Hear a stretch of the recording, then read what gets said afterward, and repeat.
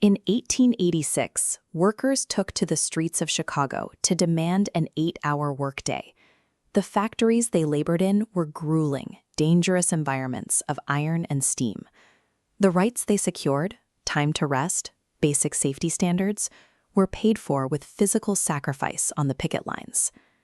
Look at the labor landscape in 2024, and you won't see those same brick walls or smokestacks. Today's workplace is the invisible factory. It exists in the glow of smartphone screens, navigating city traffic at midnight. Tech platforms market this system as ultimate freedom. The pitch is simple. Download an app, set your own hours, and be your own boss, completely independent of a corporate schedule. But peeling back the interface reveals a different reality. The overseer hasn't disappeared. They've simply been replaced by an algorithm that tracks, routes, and penalizes labor from a server rack thousands of miles away.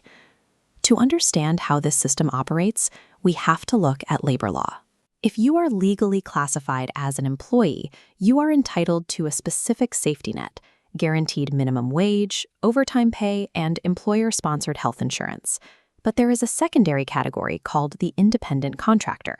This designation assumes you run your own standalone business, which legally strips away those exact same standard labor protections. Platforms categorize gig workers as contractors to drastically reduce their operational costs. Yet the app still dictates routes, sets prices, and monitors performance in real time. This creates a structural paradox. The worker is intensely managed, but the legal loophole removes standard protections. They are technically bossless, but also entirely rightless. This deliberate contradiction has turned the gig economy into a high-stakes legal battlefield, as courts and legislatures struggle to reconcile century-old laws with new code. In 2020, California lawmakers tried to force gig companies to classify their drivers and delivery workers as standard employees. Tech giants retaliated by spending $200 million on Proposition 22. They flooded the state with messaging, warning voters that reclassifying workers would immediately destroy all their schedule flexibility. This chart shows the financial fallout. While California minimum wage sat above $15, average gig worker take-home pay plummeted to $5.97 an hour.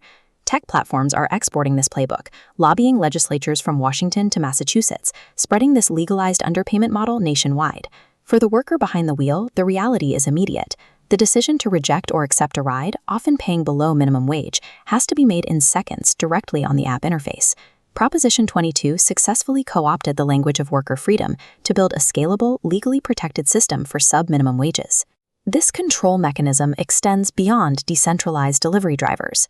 Step inside a modern fulfillment center, and you find a sterile, climate-controlled space that looks entirely different from the smoky factories of the 1880s. But the oversight here is tighter than ever, largely due to Amazon's time-off task, or TOT, tracking software. Scanners and cameras log every second a worker spends not actively moving inventory. If a worker pauses to stretch, catch their breath, or walk to the restroom, the software begins tallying that idle time. A human manager might see a tired employee and understand context. The TOT system does not. It simply accumulates minutes until a predetermined threshold is breached, at which point the code automatically flags the worker for termination. In environments where natural human pacing is logged as a system failure, corporate efficiency operates as a sanitized term for extreme, automated human exhaustion. Millions of Americans used the Great Resignation to walk away from high-stress, algorithm-managed roles, effectively staging a decentralized, nationwide strike against burnout. The first major structural crack in this system occurred in 2022. Christian Smalls and the Amazon Labor Union organized the JFK 8 warehouse, securing the first successful unionization of an Amazon facility in the United States. That momentum immediately bled into the service sector. Under the banner of Starbucks Workers United, baristas began organizing across the country, successfully unionizing hundreds of retail stores. The pushback quickly crossed traditional class lines. In 2023, Hollywood shut down as actors and writers mounted a massive strike, fighting against studio executives aiming to replace human labor with generative AI. While their specific contracts vary, these disparate labor fights converge on a single point: the refusal to let human dignity be subverted by digital automation. The organizers of 1886 relied on printed pamphlets and physical picket lines. Today's workers are turning the internet back on their employers, using viral solidarity campaigns, secure encrypted messaging, and digital union cards to organize outside the view of corporate software. For those working directly within the gig economy, the first step is sharing information. By joining digital advocacy groups, workers can pool their hidden wage data and conduct independent audits to see exactly how the algorithms are pricing their labor. For the wider voting public, the action moves to the local level.